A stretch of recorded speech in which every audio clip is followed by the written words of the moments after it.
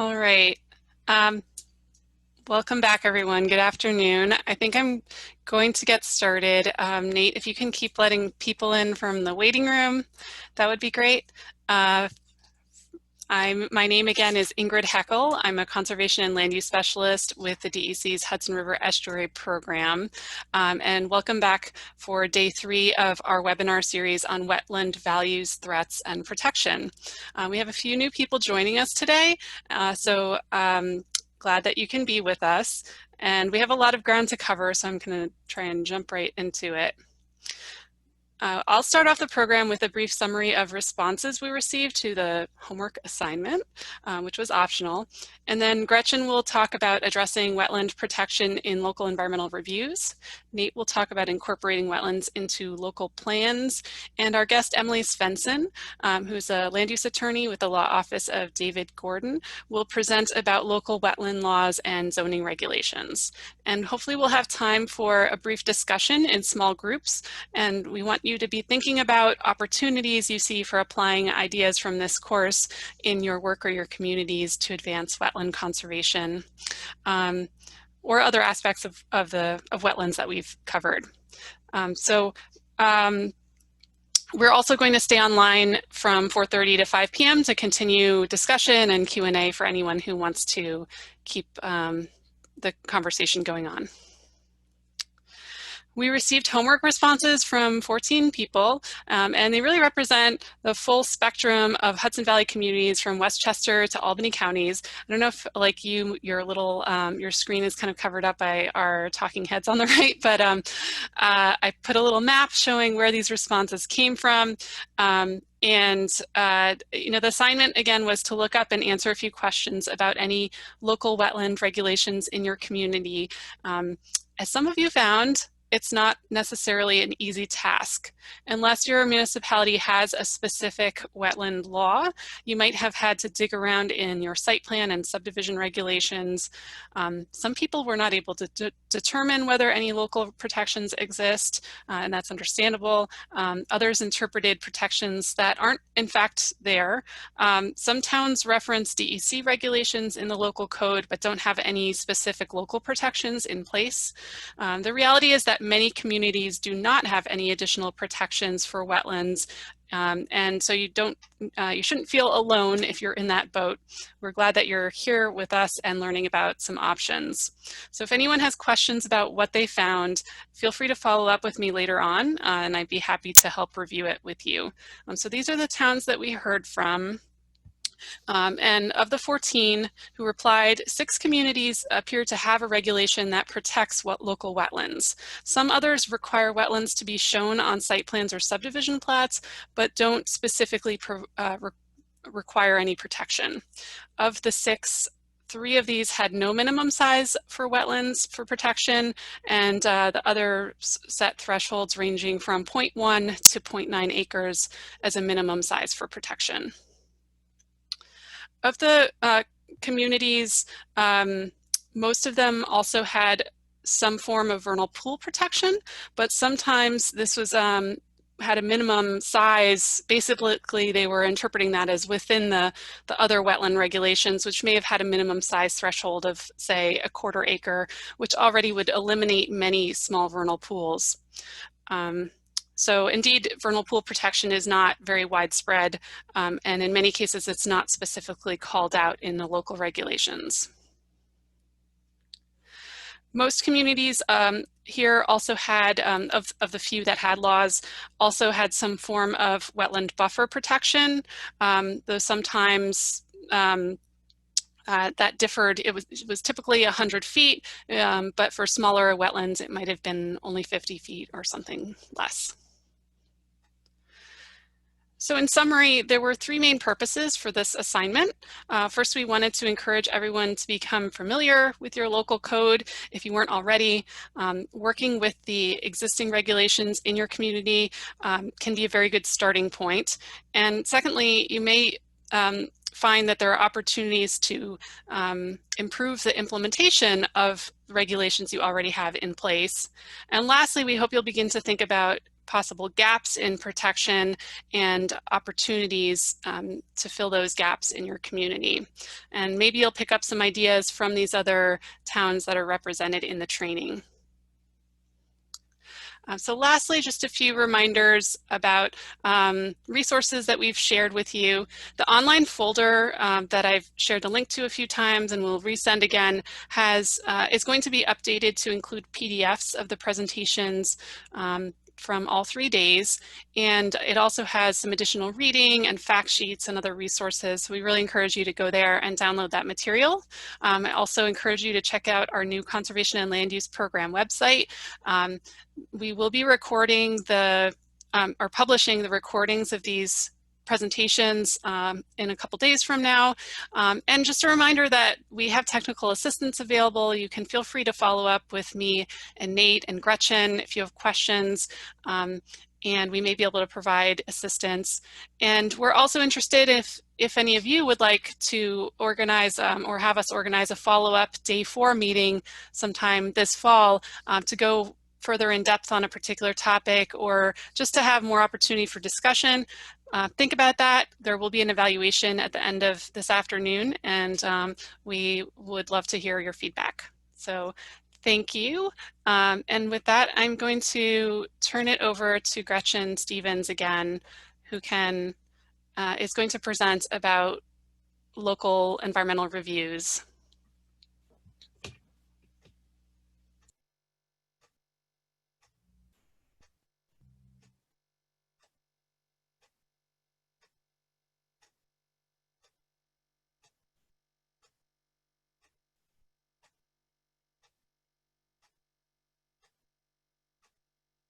Gretchen, we're not hearing you.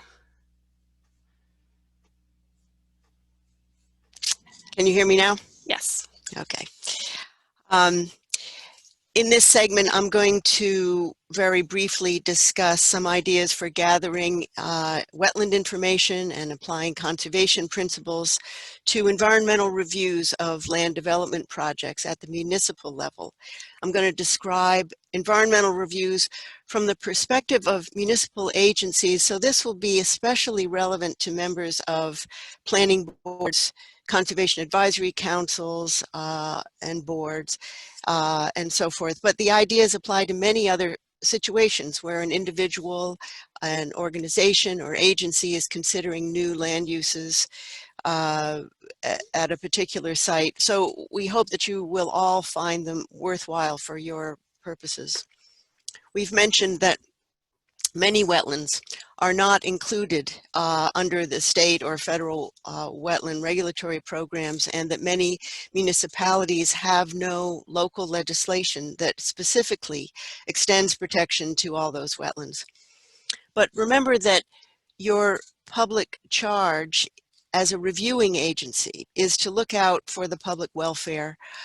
And wetlands are widely recognized for their importance to lots of other water resources, to wildlife, to whole ecosystems that serve the human community. So even wetlands that have no formal legal protection still deserve attention in the environmental review.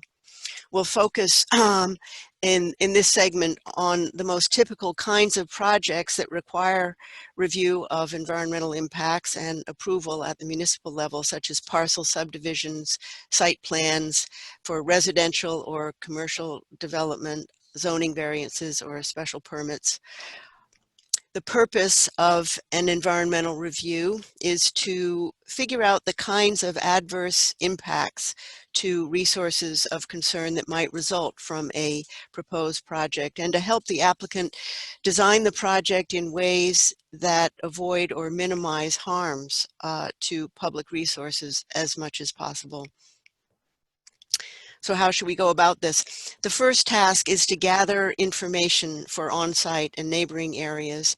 You can get some of this from materials submitted by the applicant, like site maps and so forth, but you should also consult the municipal comprehensive plan and zoning maps, online resources such as the Hudson Valley Natural Resource Mapper, any local knowledge or expertise that you can draw on, and certainly your own observations when you visit the site. And we strongly recommend site visits for virtually every project that you're reviewing. Examining maps, aerial photos, descriptions of the site, and the proposed projects. Try to answer a few basic questions like, are there surface water or groundwater resources of concern on or near the site? Where is the water moving from and moving to? Your analysis of the topography can help answer those questions. What are the likely effects of the project, if any, on wetlands and streams or other resources of concern?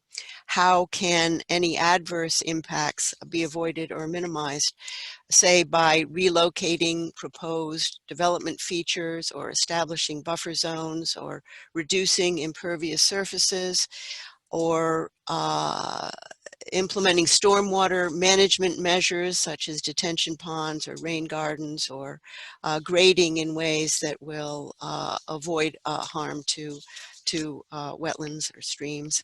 These are the kinds of discussions to have with the applicants as early as possible in the planning and review process for a new project. To assist in these reviews, we put together this sample checklist for site resource assessment to make sure that reviewing agencies have the information they need. Page 1 of the checklist is just a list of questions about the site, and page 2 has additional questions that can help you consider ways to avoid or minimize adverse impacts.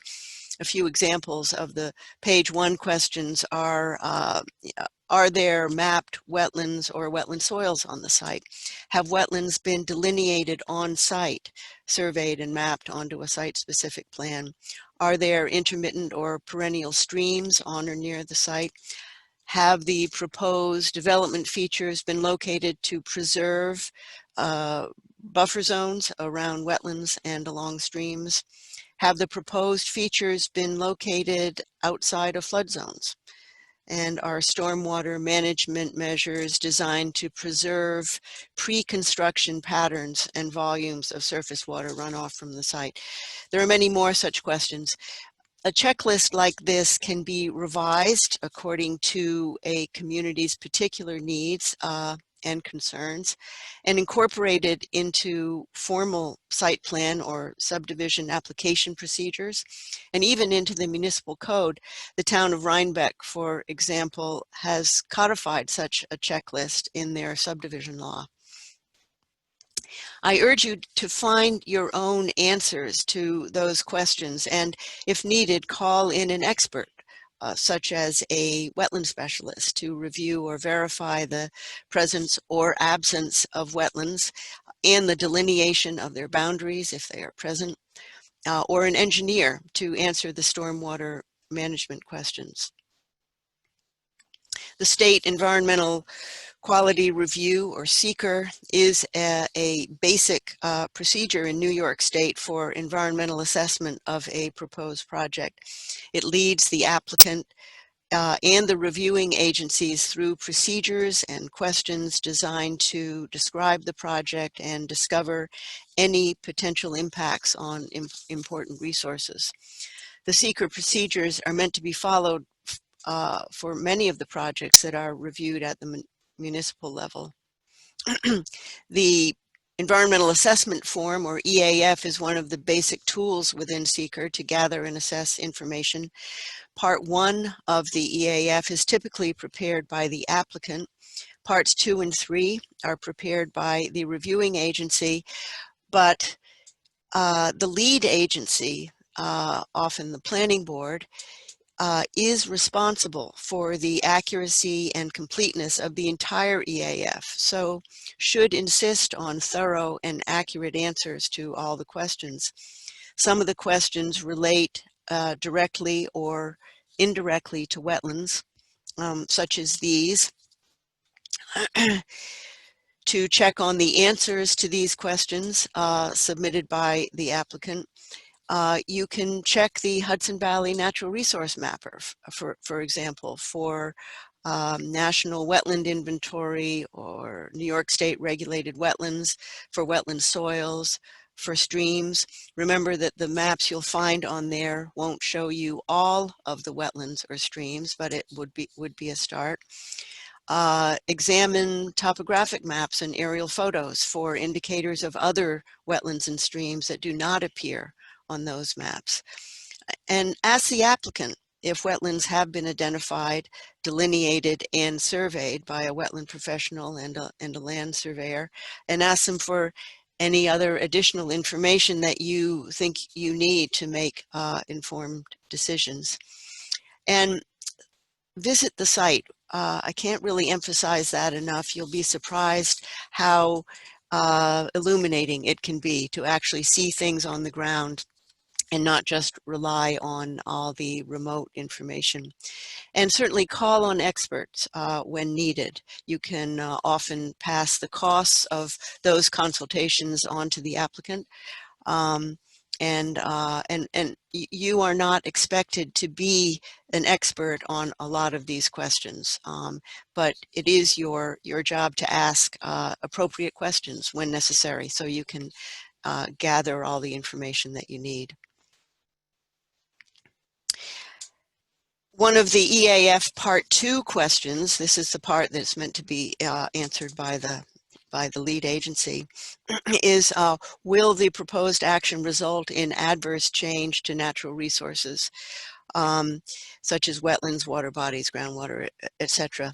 So think about the possible adverse changes to wetlands that might include, for example, habitat loss or fragmentation, and that affects both upland and wetland habitats.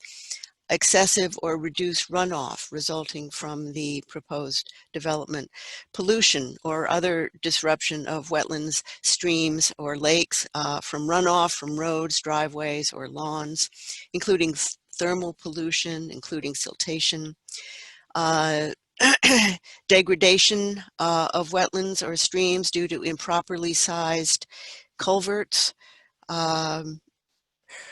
reduced groundwater recharge, a number of other things. But think about these questions in a broad way, so that you are actually able to answer them in ways that will help you make your decisions.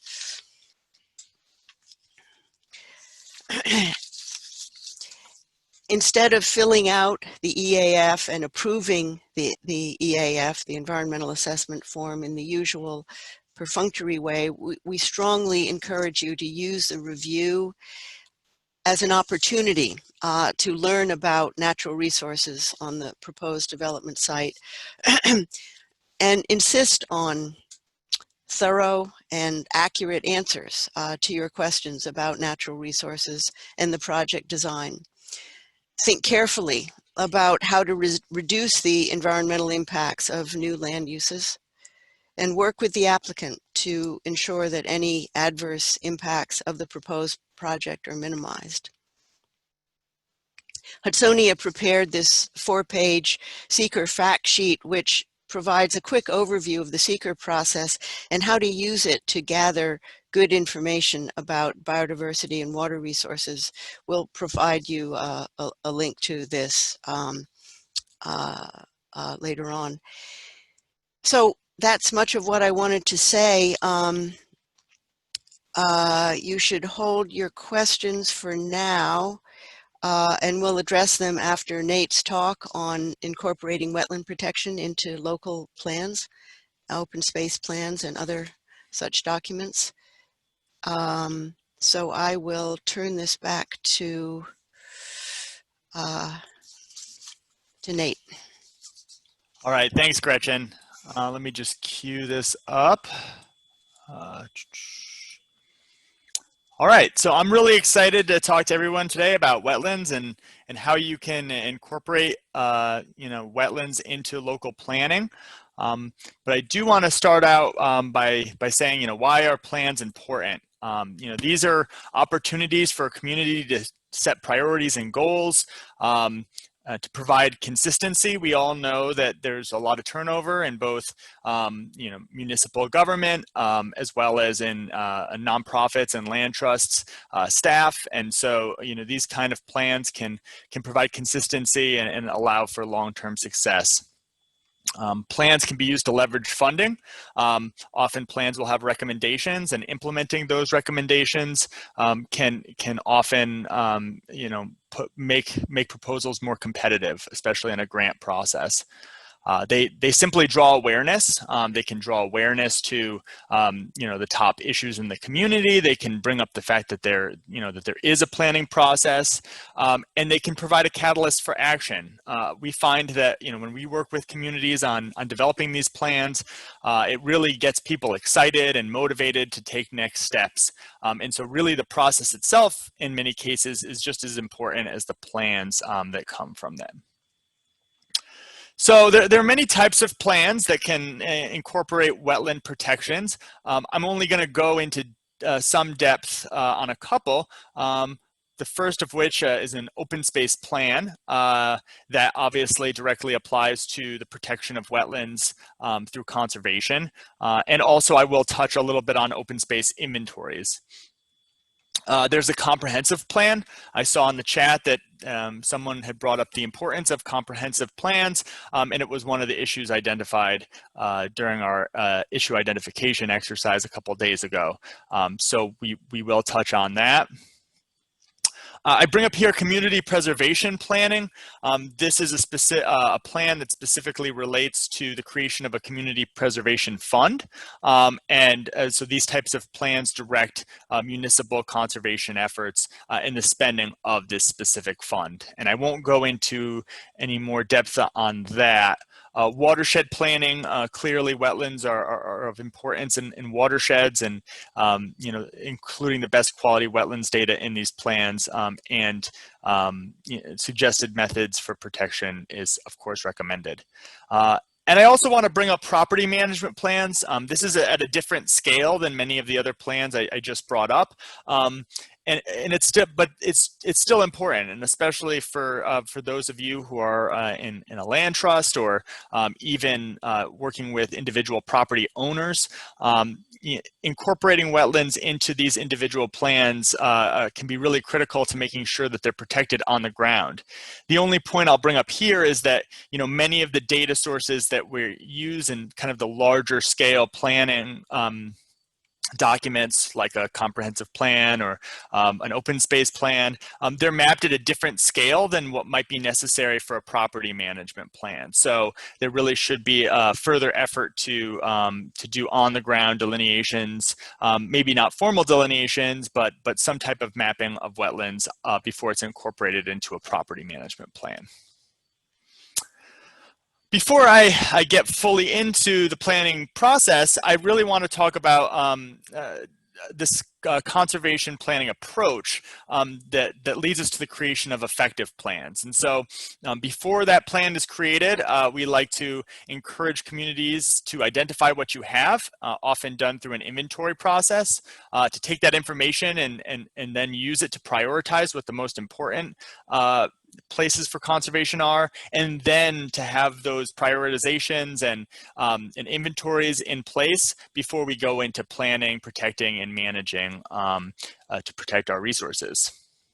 So we're going to start out with just talking a little bit about identifying what you have. I'm glad we brought this up in one of the subsequent talks, I think it was yesterday, about the Pound Ridge Natural Resources Inventory. So I'm going to just highlight this document created in 2018, I believe it should say it right there, yep.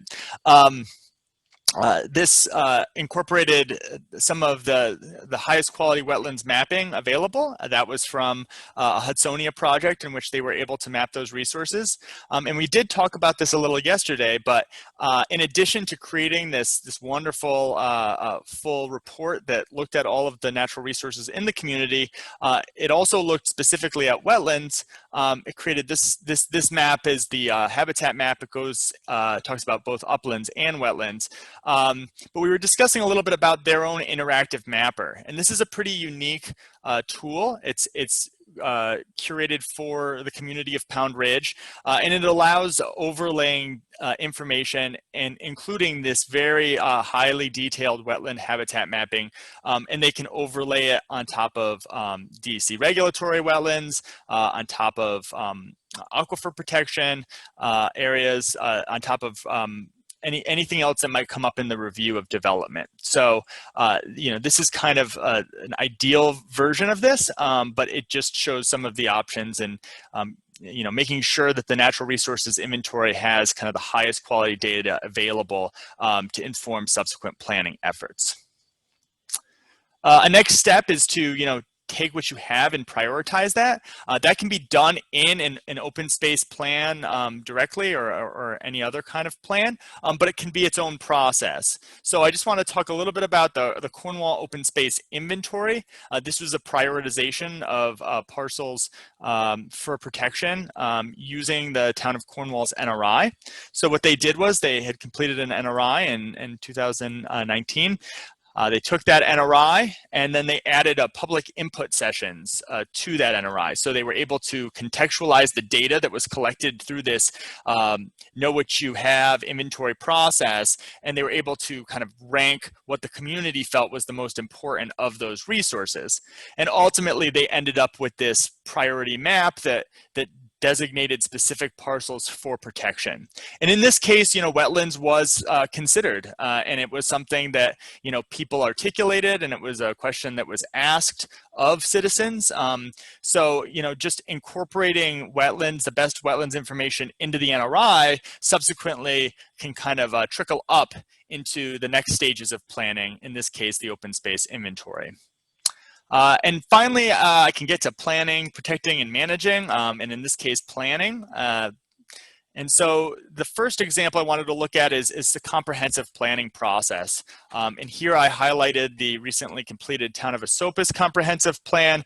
But just in general, a comprehensive plan is the articulation or the vision of the future of a community. And so if, the protection of wetlands is important to that community, it needs to be articulated in this planning process. And, the more specific it can be, the better. We talked a little bit earlier about how, this kind of information can be leveraged for grant funding. If you can identify specific projects in the comprehensive plan or specific goals that target the protection of wetlands, that's even better. So here again, like I said, I'm looking at the Town of Esopus comprehensive plan.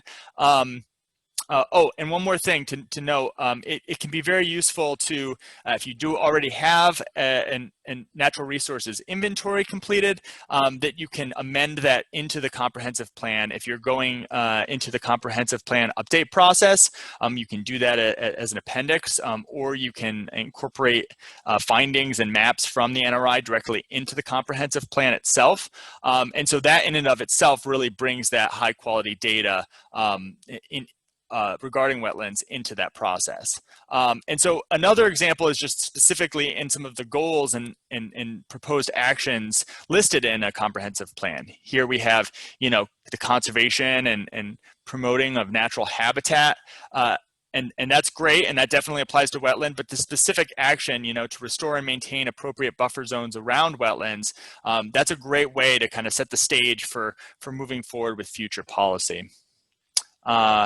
Another example, protecting natural infrastructure, small wetlands not subject to state and federal jurisdiction need to be protected. So again, that's getting even more specific at, looking at these small wetlands that usually are outside of that state and federal regulation.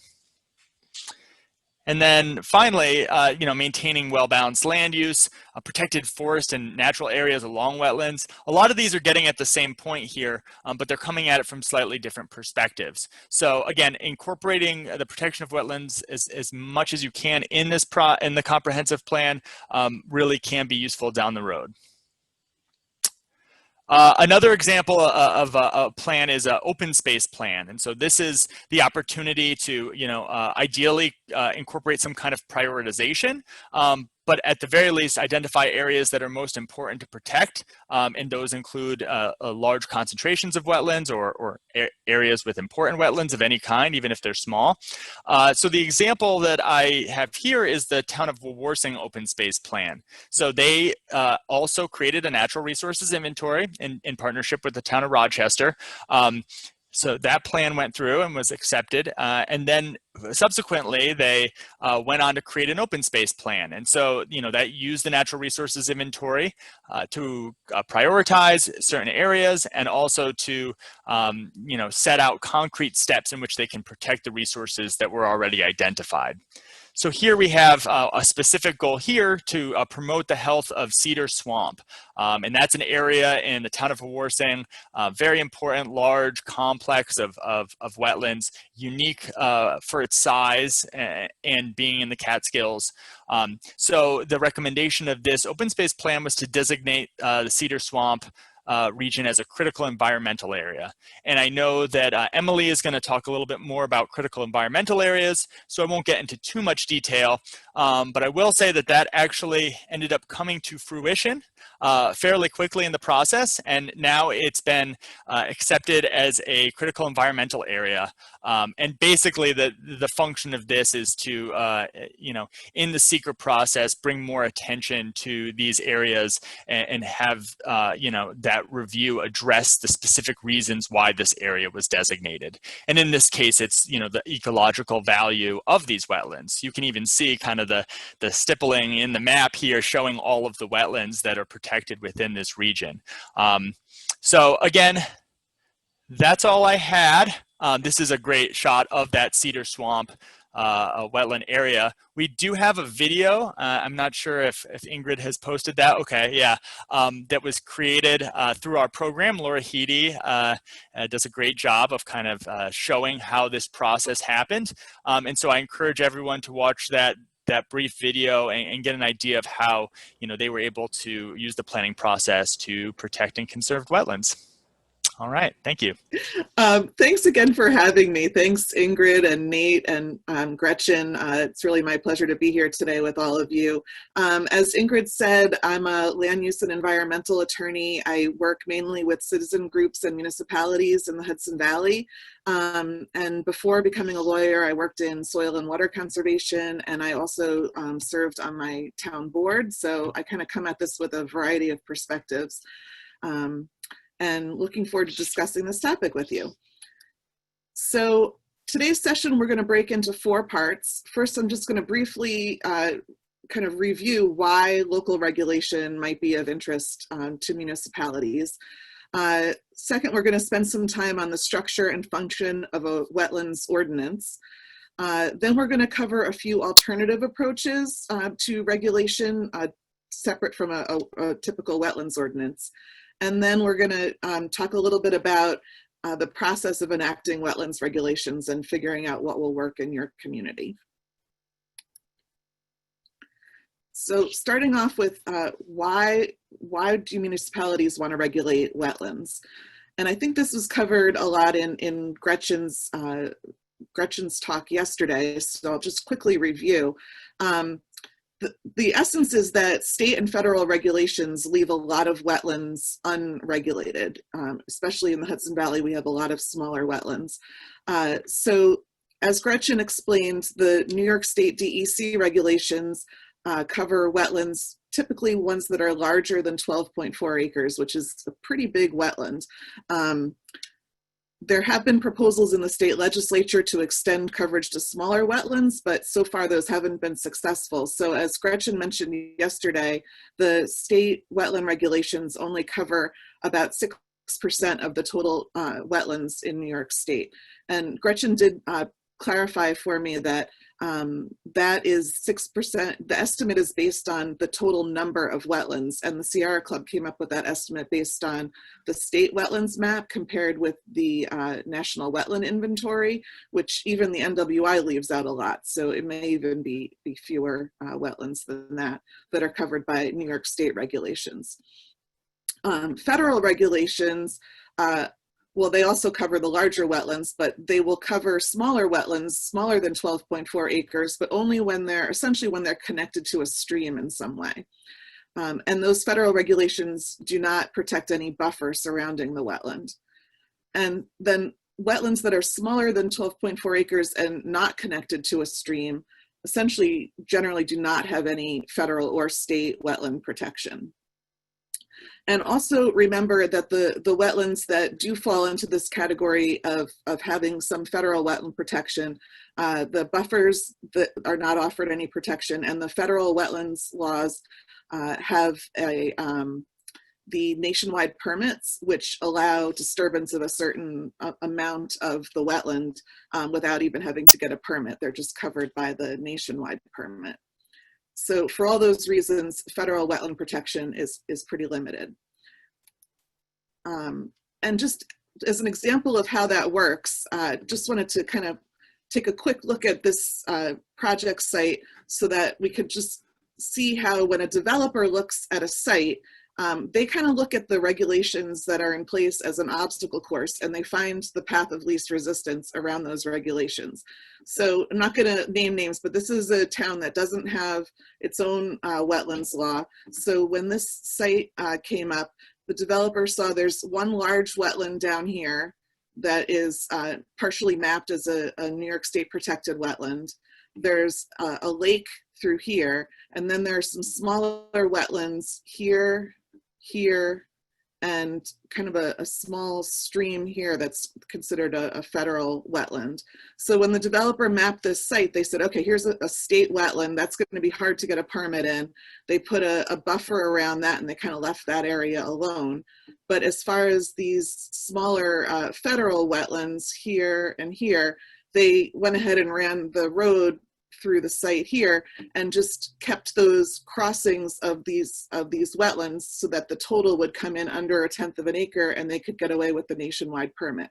So you see that when a developer looks at a site, these are kind of the things that run through their mind.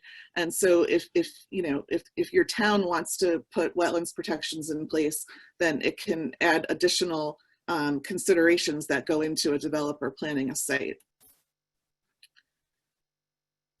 And so if your municipality does want to enact its own protections, the good news is that you have the power to do so. The New York State Constitution gives municipalities that power. It's codified in the New York State Municipal Home Rule Law, Section 10, which specifically says that municipalities can enact local laws to protect the physical and visual environment and protect the safety, health, and well-being of persons or property in the community. So those are the things that give your municipality the power to enact its own wetlands protections. And when you enact your own wetlands law, then you can make your own choices. You can decide which wetlands you're going to protect streams and wetlands in one mechanism, what size buffers you're going to preserve alongside the wetlands, and what activities you're going to regulate. So the next section of this presentation, we're going to talk about the structure and function of a wetlands ordinance. And we're going to start our discussion with a comprehensive wetland and watercourse ordinance, which is actually, there are a lot of examples of these in the Hudson Valley, and they typically protect both streams and wetlands and the buffers of those streams and wetlands. And the example that I'd like to begin with is from this really great guide that we're lucky to have now. It came out last year from the New York State Department of State. And the guide is called Model Local Laws to Increase Resilience. It was developed based on climate resilience and protection from flooding, but it includes laws and strategies to protect resources like wetlands. And those laws and strategies encompass multiple benefits, not just flood mitigation. So don't think that this is only for flood mitigation. These examples are good for other purposes as well. And the nice thing to me, as a former town official, it's nice to be able to say that the state has kind of given its stamp of approval, or the state is supporting these types of local resource protection. Sometimes people think, well, if the state thought it was important, why wouldn't the state regulate these smaller wetlands? But it's kind of a nice thing to have in your pocket to say, well, the state is promoting the use of these regulations in local communities. So what I'd like to do now is I'm going to just switch over and actually pull up this guide, which you can download it yourself at this link, or I think maybe Ingrid's already sent it around. But if I can, I'm going to pull this up so we can just look at it together for a minute. Let's see. All right, can you see it?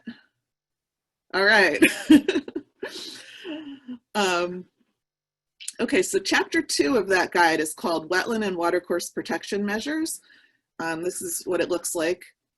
And so I'm just gonna run through here and show you what's in here, because I'd like you to be aware of it and possibly use it as an example.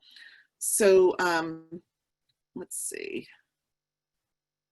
Let's see here on this, starting on page 7 of it, it goes through a series of examples in different towns of different types of wetlands laws and other wetlands regulations. And you can go online to eCode 360 and pull up each of these towns' laws. And so it's a great way to just pull up some different examples and see what different communities are doing. And then within this guide, there's an example of,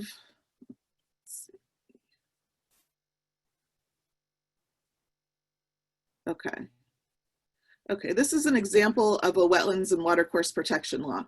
So I just want to go through this and show you kind of some of the key parts. If you have a wetlands and watercourse protection law in your municipality, if you have it in front of you, feel free to look through yours also at the same time, and you'll kind of see some of the same elements. So this is an example of a wetlands and watercourse ordinance. And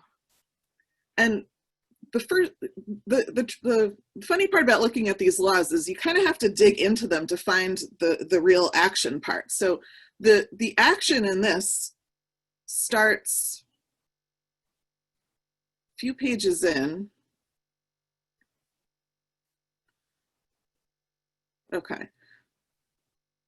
So here in section 4, this is where the real meat of it is. These are the acts that are regulated by this law, and these are the acts which require a permit. So if you're going to do any of these things in a wetland, you're going to need a permit. So it says regulated acts which require a wetland watercourse permit. It's unlawful in the absence of a permit to conduct any of the following activities in a wetland, watercourse, or buffer area.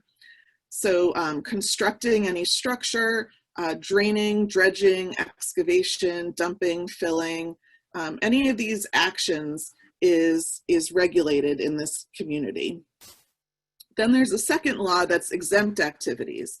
And so it lists things that you can do in the wetland or buffer without a permit. So that's the real action of the law, where it's telling you what it regulates. So then you ask yourself, well, what are these wetlands, watercourses, or buffers? Where are they? So then you have to go back up to the definitions section. And in a wetlands law, a lot of the important stuff is actually in the definitions section. So you look for the definition of a wetland, and it tells you that wetlands are, for this ordinance, a wetland is a geographic area greater than 1/4 acre that's a brackish, freshwater, or tidal wetland. So in this municipality, they must have brackish and tidal wetlands as well as freshwater ones. You might, in your municipality, you might only have freshwater wetlands. You might not be connected to the Hudson River, for instance. So you look for the definition of a wetland, and it tells you that wetlands are a geographic area greater than 1/4 acre that's a brackish, freshwater, or tidal wetland. So in this municipality, you might only have freshwater wetlands. You might not be connected to the Hudson River, for instance. So things. You could just do freshwater wetlands. So you look through the definition section, and that's where it tells you which wetlands are regulated. It tells you in the buffer area, it's going to tell you what size buffer area. So for wetlands, a buffer area shall extend to the greater of 100 feet from the edge of the wetland, unless it's a steep slope. So these are where you really get into the intricacies of what is protected. And then further on in the law, you'll get to the section about how it actually works. And so there's going to be a whole section about applying for permits. So we like to talk about that we're protecting wetlands, right? But really what you're doing is you're saying within this area, there's regulations, and if you want to do these activities, you have to apply for a permit.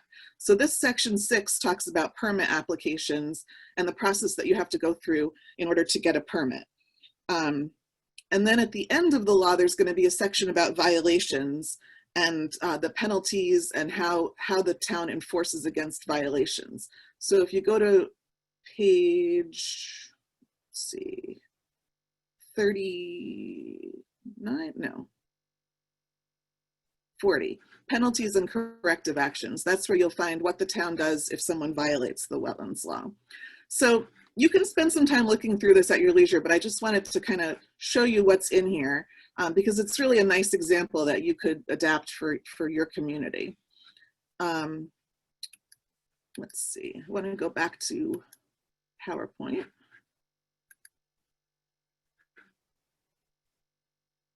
Okay. So again, Emily, you might need to change to swap the view. Thank you. There you go. Is that better? Yeah. Okay, thanks. So the questions to ask yourself as you're designing your own wetlands law, again, first, which activities do you want to regulate? As we looked at in that, the example that is in the model law guide, it has a list of regulated activities, it has a list of exempt activities. Some laws actually have another category of prohibited activities. So for example, the town of Rhinebeck just flat out prohibits draining or clear cutting in a wetland. So that's another approach that some municipalities use. You also want to ask yourself which areas are included. So again, in the definition section in the model, it described which wetlands are included. You'll want to think about how you're going to define those. It could be as simple as saying we're using the same criteria as federal wetlands, but we're including all of them, not just the ones that are connected to streams. You could customize it for what's important in your community. But do realize that as Gretchen and Ingrid described previously, there's no great map that's going to show all the wetlands in your community. It's going to have to be delineated on a case-by-case, property-by-property basis. You want to ask yourself what size buffer area that you want to include, and also ask whether you want to include a map as a reference. So for instance, the town of New Paltz created a map that shows the mapped wetlands based on existing mapping. And that sort of gives property owners notice as to whether there are wetlands in the vicinity of their property. But it's not going to be good enough to actually regulate just by the map. So either you can require that property owners get their own delineation. In New Paltz, they actually provide a free site assessment by the wetlands inspector who can go out and, I don't think that they delineate them, but they'll tell you if there are wetlands on your property or not. So think about how you're going to determine where those wetlands exist. Then also think about how is the permitting going to work? Which official or board manages the applications and who decides on the permits? In the model law, the code enforcement officer receives the application and the planning board awards the permit. In some towns, they use a wetlands inspector. So like for instance, in the town of New Paltz, they contract with a professional who's a wetlands professional who's their wetlands inspector. And that person is able to actually go out and verify the boundaries of the wetland and see if the applicant has delineated them properly, and also help determine whether the proposed action would negatively affect the wetland or not. And then think about what are the criteria for awarding a permit, and you know, how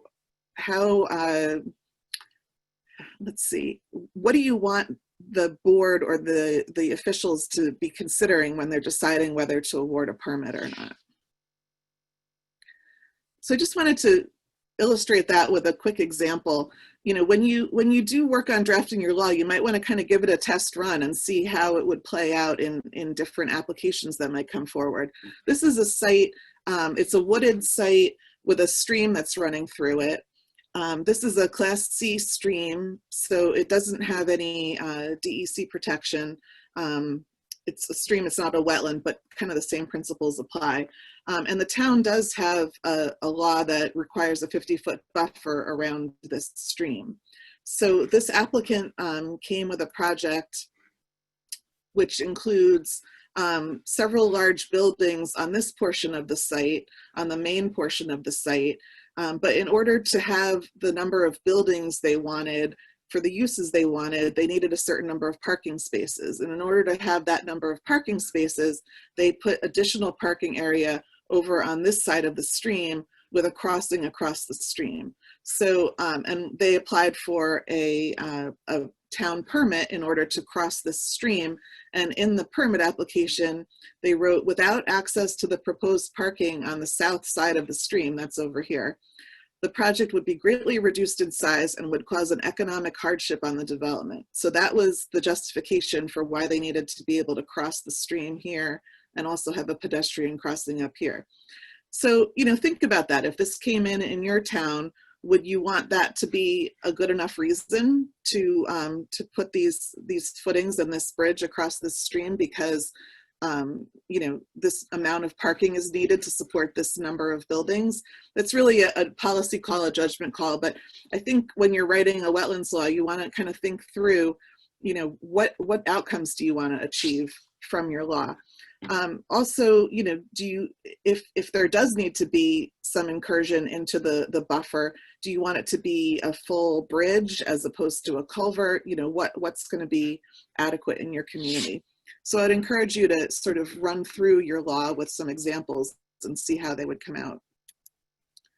And then also don't forget to think about how violations would be addressed, because we often like to think about people coming in and asking permission. I want to build in this area, it's near a wetland, let's try to do the right thing. How are we going to, you know, accommodate this?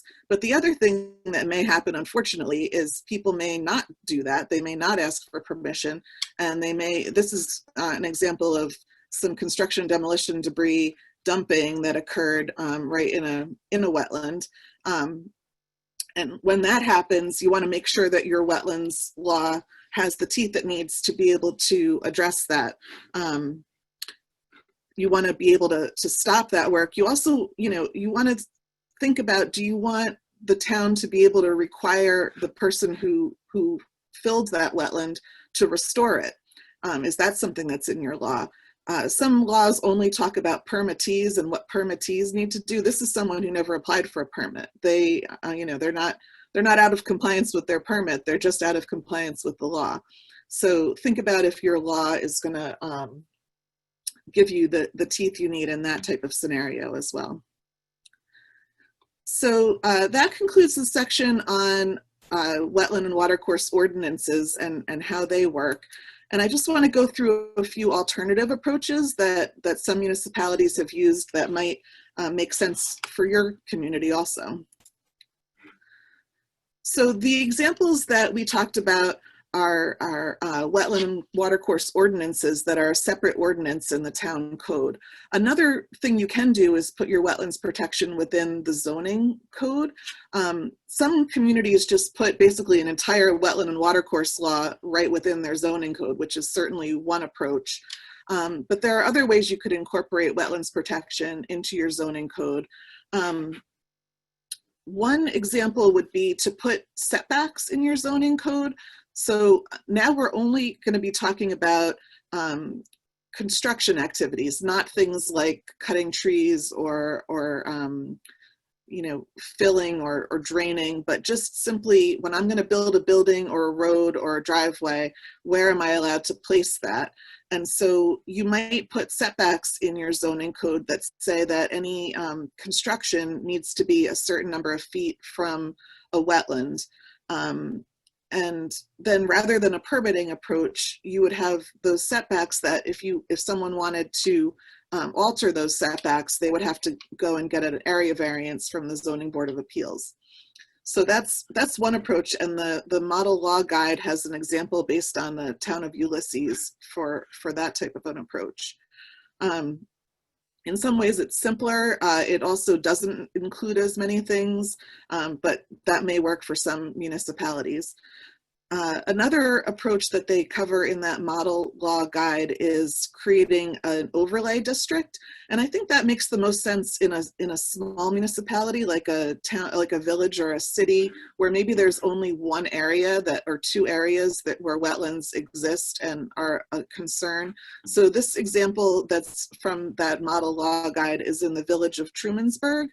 And you'll see that this kind of greenish area here is their overlay district for wetlands protection. So this must be the one part of the village of Trumansburg where there are wetlands. So they just made it really targeted, and that may apply for some of your municipalities. Another place you could think about wetlands protection is in your subdivision code. This would make sense if your biggest concern is residential subdivisions and how they may affect wetlands in your community. So for example, the town of Chester uses the definition of federal wetlands, but they simply add a 25-foot undisturbed buffer requirement around all federal wetlands. That's one approach that may make sense. The town of Pine Plains, it's not a regulation of wetlands per se, but it's an important type of process that I think is really interesting. What the town of Pine Plains has is that when you come to the town with a major subdivision, the first step is to map the conservation resources before you even lay out a single house or road or anything. So I watched this happen, and it's pretty cool. The applicant came to the town with a map of the site, and the town and the applicant worked together to say, these are the important resources, these types of wetlands, these steep slopes, and just kind of decide which parts of the site ought to be preserved. And then the applicant's going to go back and actually lay out the where it wants to put the roads and the buildings, and it just really changes the dynamic when you do that first, rather than saying, okay, you want to put your buildings here, but there are wetlands that you need to work around. So I wanted to highlight that approach also. A couple of more outside the box ideas, critical environmental areas, as Nate mentioned.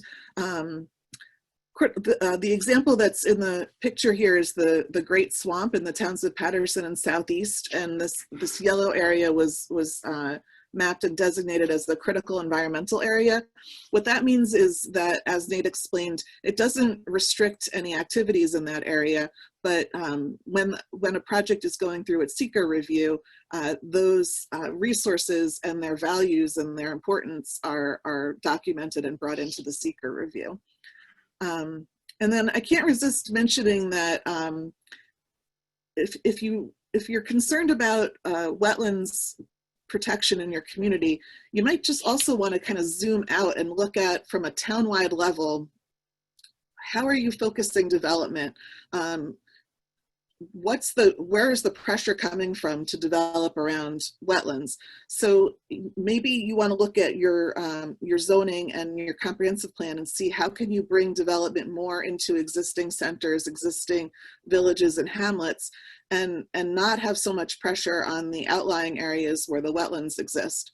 So just kind of taking that big picture view, because if you have an area with with 1 acre residential zoning, and there's a lot of wetlands there, you're going to have conflicts with the wetlands. But if you just look at it more holistically, you may be able to relieve some of that pressure. And so the final section of the presentation is about enacting wetlands regulations and some tips on engaging in that process. So my first piece of advice is don't draft your wetlands law in a vacuum. Work with all the people in your municipality to think about what's really going to work. You've gotten a lot of good guidance through this webinar about using ecological priorities to figure out what wetlands really need protection in your community. But also, you know, talk to the town board, the town supervisor, talk about what is the political reality in your community? What are the likely sources of opposition? And what can you realistically get done? It might not be everything. Maybe you can do some, you know, limited protection first. Also think about what is your capacity to enforce whatever law you put in place. Because if you don't have the capacity to enforce, then maybe you're better off, again, just scaling back and doing what's really possible in your community. And excuse me, as you're strategizing and drafting your law, also make sure that you're working with your town attorney and thinking about the potential for a legal challenge and making sure your law will stand up against that. So, you know, my advice is that sometimes people with environmental interests want to write the very best wetlands law they can, but make sure you're thinking about the whole process and how it's actually going to work, how it's going to get passed, and what's realistic for your community. And then don't be surprised that the adoption portion of the process is going to be a process, and leave plenty of time for that. It can take years. That's not unusual, and that's okay. Within the adoption process, you're going to have public hearings. You'll probably get feedback, and you may want to go back and change the law. You may want to issue answers to the questions that are posed. You may want to, you know, make changes to your draft. I'd also encourage you to use the seeker process to your advantage. We often think of seeker as, you might think, well, we're doing a wetlands law, it's going to help the environment, we don't need to worry about seeker, but you do want to use the seeker process to your advantage to be able to look at what criticisms you may face with this law and study those and put together the evidence to show that this will be beneficial for the environment. So some towns have gone through a whole seeker process where they estimate the amount of land that would be implicated with their wetlands law and figure out how much impact that would generate on potential development. It might not be that much impact, but if you can document all that, you'll have a really nice record to support your law, and you can do that through your seeker process. And just one other tip is that you may want to have a consultant to help you along. This is a big process, and you may need a planning consultant or a technical consultant. One good source of funding for that is the Hudson River Valley Greenway grants. I think they're kind of on a pause right now, but they are a source of funding for developing local resource protection laws. A couple of tips for pitfalls to avoid. One is be sure if you're adopting any wetland protection law that you do your 239M review, which is where you refer zoning laws to the county planning for their review and input. Sometimes if it's not within zoning, people think they don't need to do that, but just do it anyway.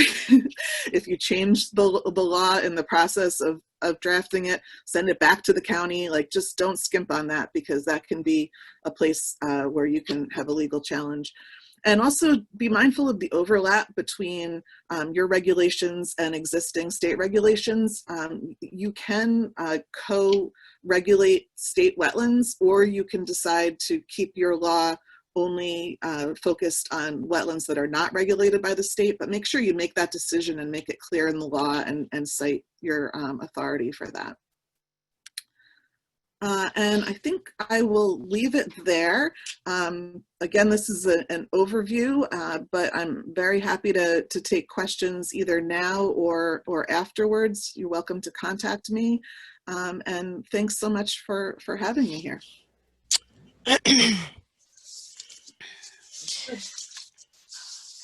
So I just wanted to give a quick recap of what we have been covering over the last 3 days. Whoops, I'm sorry, I'm at the end instead of the beginning.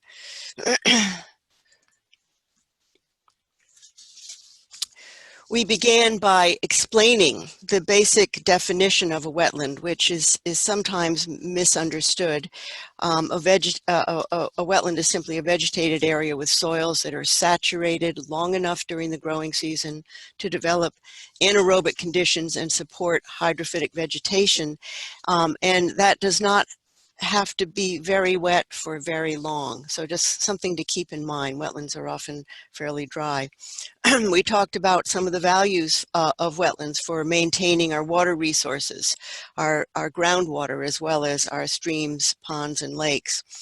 We talked about some of the biodiversity values of wetlands and the significance of wetlands in the face of the changing climate, their carbon storage capabilities, their mitigation of water stresses during droughts, heat waves, and floods, and their importance for plants and wildlife.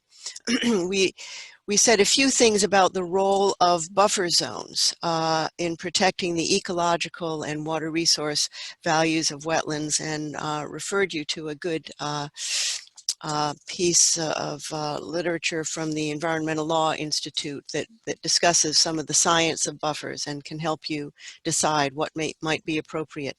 And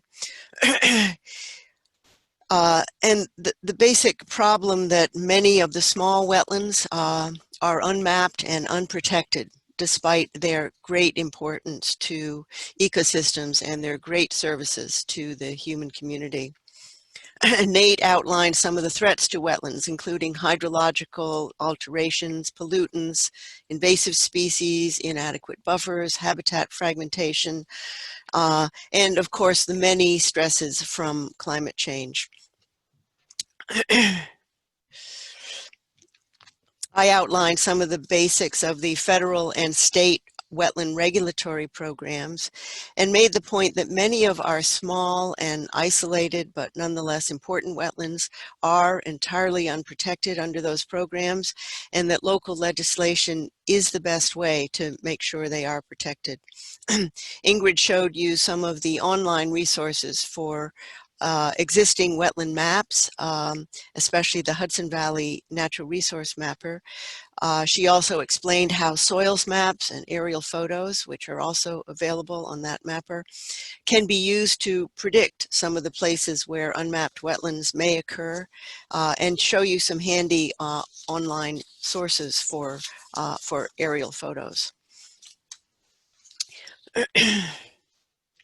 I demonstrated how to use topographic maps, including the topography that's often shown on site plans, to identify places where unmapped wetlands might occur, and gave you some practice at analyzing topography for that purpose.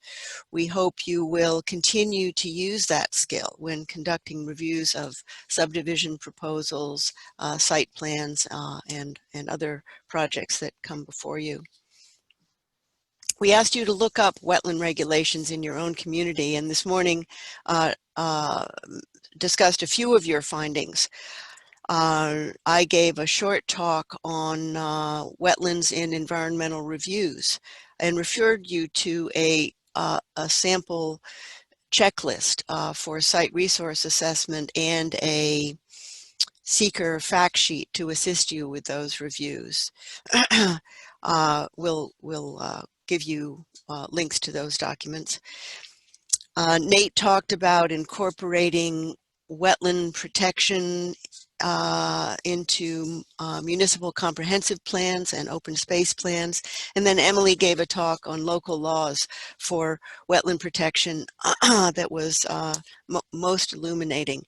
The Department of State document on model ordinances, I think, might be especially valuable to many of us working with local agencies.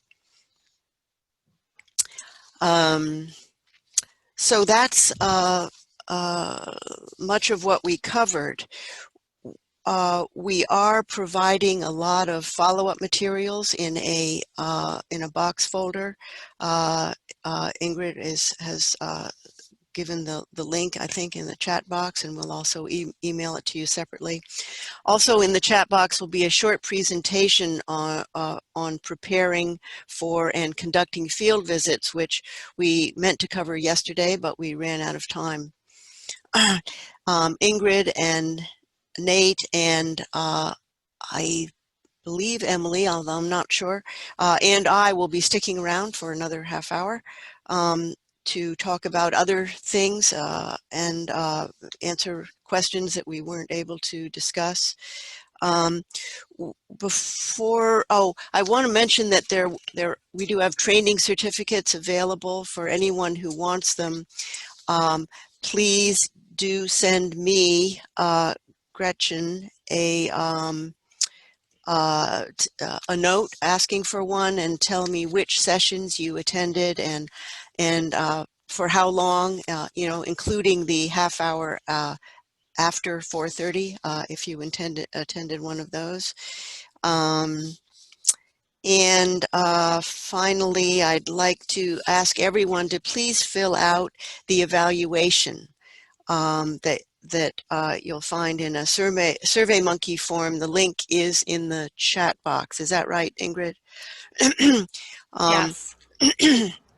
It won't take you much time, and your responses will be a big help to us as we try to improve these webinar programs.